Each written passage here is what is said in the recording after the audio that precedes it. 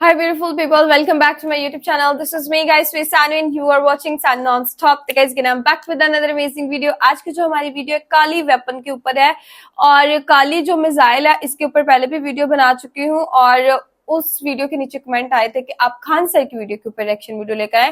Khan sir ने काली weapon के ऊपर जो है बहुत ही अच्छे से जो है वो एक्सप्लेन किया है इस मिसाइल को सही तरीके से। जिस बंदे ने एक्सप्लेन किया वो खान सर है, आप उनकी वीडियो के ऊपर रिएक्शन वीडियो लेकर आए। तो इनका वाई नॉट, खान सर की तो वीडियो के ऊपर पहले रिएक्शन वीडियो बनाती रहती है और खान सर जो है अब उनका एक अनोखा ही अंदाज होता है वीडियो बनाने का और उनका एक अनोखा ही तरीका होता है समझाने का और बीच में जो है वो मजाक भी करते हैं जो कि बहुत अच्छा लगता है। और खान सर पटना से है ना, तो वो बिहारी लैंग्वेज बोलते हैं, आई डोंट नो, बट उनकी लैंग्वेज मुझे बहुत अच्छी लगती है। तो लाइक सब्सक्राइब एंड शेयर करते जाइएगा और किसी किस्म का भी कोई क्वेश्चन हो या किसी किस्म का भी कोई और वीडियो के ऊपर रिएक्शन चाहिए तो डू कमेंट।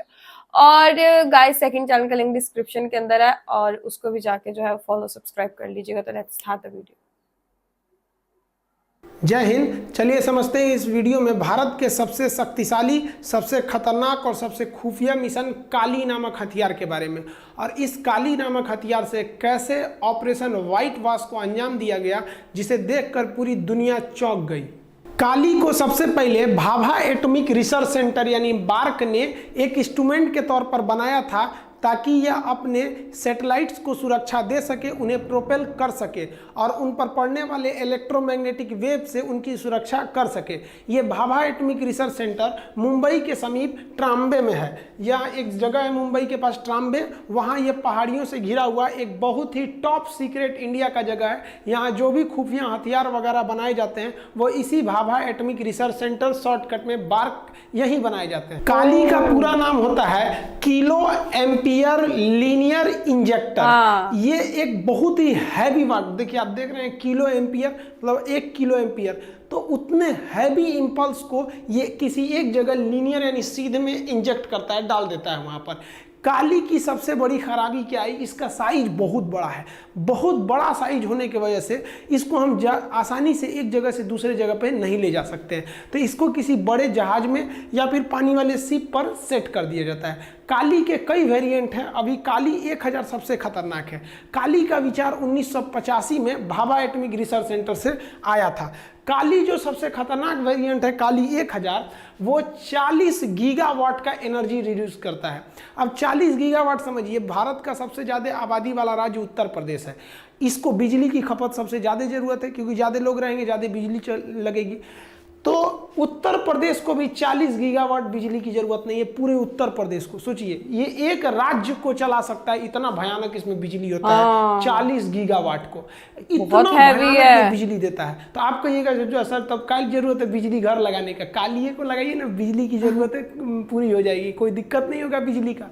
तो इसकी एक खराबी है, ये जो इतना शक्तिशाली बिजली देता है ना, ये 1 सेकंड के लिए भी नहीं देता है, बहुत ही कम सेकंड के लिए देता है। 60 नैनो सेकंड, पलक भी नहीं झपका पाएंगे नैनो सेकंड में, इतने कम समय के लिए देता है। लेकिन इतने कम समय के लिए भी अगर देता है तो उतना तगड़ा झटका किसी को लग जाएगा तो बर्दाश्त थोड़ी कर पाएगा। आसमान से जो बिजली गिरती है वो लगभग 1000 एम्पियर की होती है। आइए उसका बाप है, देख रहे हैं 40 गीगावाट बिजली, ये तो सिस्टम फाड़ के रख देगा, कोई भी चीज तहस नहस हो जाएगी। काली को इंडिया कहता है कि ये कोई हथियार ही नहीं है, ये एक इंस्ट्रूमेंट है, हम इसे अपनी सुरक्षा के लिए यूज करेंगे। लेकिन अगर इससे किसी दुश्मन के विमान या किसी दुश्मन के सैटेलाइट मिसाइल पर हमला करेंगे तो उसका जितना भी इलेक्ट्रॉनिक सिस्टम है सब ध्वस्त हो जाएगा, विमान अपना रास्ता भटक जाएगा, मिसाइल रास्ता भटक जाएगी, सैटेलाइट को बर्बाद कर सकते हैं। तो इसका हथियार के रूप में यूज करेंगे तो ये काफी खतरनाक है। इसका प्रयोग किया गया ऑपरेशन व्हाइट वॉश में। समझते हैं क्या है ये operation white wash. Siachen glacier strategic रूप से काफ़ी महत्वपूर्ण जगह है।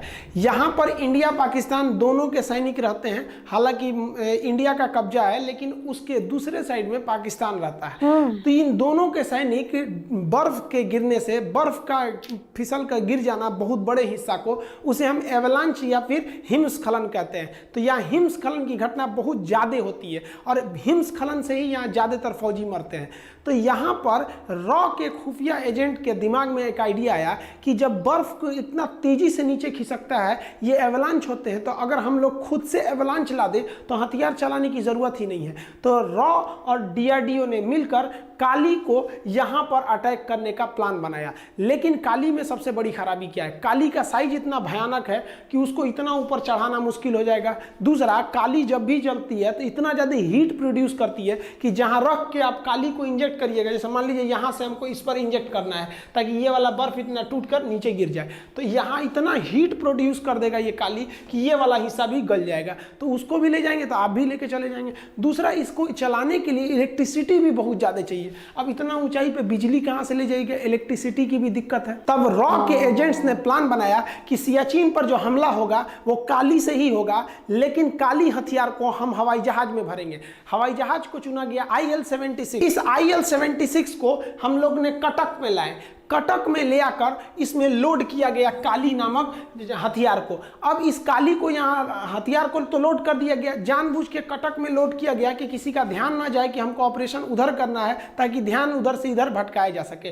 और काली को यहाँ पे लोड करने के बाद इसे सहारनपुर एयरबेस पर हम लोगों ने पहुंचा दिया और इसकी सुरक्षा में सैनिकों को तैनात कर दिया। किसी को यह नहीं पता था कि इसके अंदर है क्या, इस विमान के अंदर। लेकिन सबसे बड़ी जो समस्या आनी थी कि इस विमान के अंदर स्थित काली को बिजली कहां से दिया जाए। उतना हैवी बिजली नहीं दे पाए सकते थे, एक जहाज का इंजन उतना बिजली नहीं बना पाता है। बिजली की समस्या दूर करने के लिए रॉ के एजेंट्स ने दिमाग लगाया कि अगर हम विमान का इंजन खोल लेते हैं तो विमान का इंजन बहुत ही बड़ी मात्रा में बिजली पैदा करता है और इस बिजली को हम कैपेसिटर और ट्रांसफार्मर की मदद से हाई वोल्टेज को बना सकते हैं। तो एक विमान का इंजन को खोलकर IL-76 के अंदर सेट किया गया और उससे बिजली बनाकर काली को स्टार्ट किया गया। IL-76 के अंदर काली नामक हथियार था, उसे अकेले नहीं छोड़ सकते थे, इसलिए सुरक्षा का बहुत ज्यादा ध्यान रखा गया। कई लेयर की सुरक्षा बनाया गया और सबसे पहले आगे भेजा गया एवॉक्स विमान को। एवॉक्स का मतलब होता है एयरबॉर्न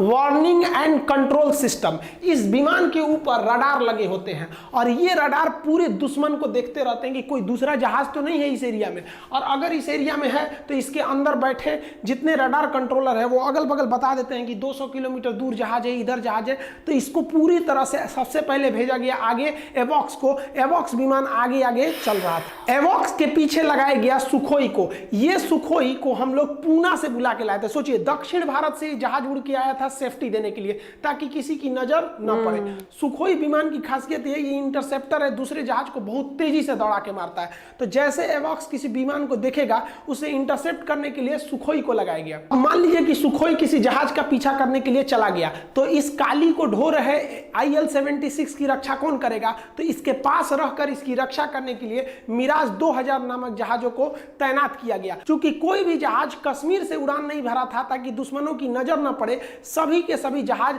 हिंदुस्तान के अलग अलग कोना से उड़े थे।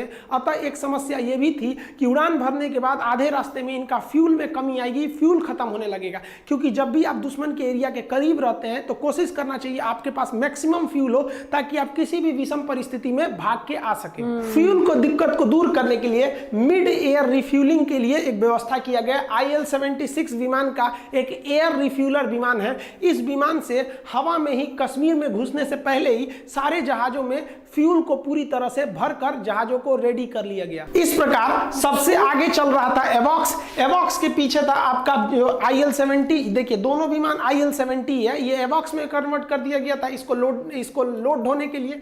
अब इनकी सुरक्षा के लिए लगे थे आपके सुखोई जहाज लगे थे, मिराज जहाज लगे थे और रिफ्यूलिंग की भी व्यवस्था की गई थी। ऊपर से इसरो के सैटेलाइट भी उन पर नजर जमाए हुए हैं। इसरो के सैटेलाइट वहां पर सियाचिन के पास मिनटों की खबर ले रहे थे कि वहां पाकिस्तानी सैनिक क्या कर रहे हैं, क्या नहीं कर रहे हैं, हिमस्खलन, बर्फ की मोटाई कितनी जमी है, क्योंकि रात भर में बर्फ और ज्यादा जम जाता है। इन जहाजों के कैप्टन में किसी को नहीं पता था कि हमें हमला कहां करना है, केवल पता था कि IL-76 के पायलट को और उसके अंदर ऑपरेट कर रहे काली को।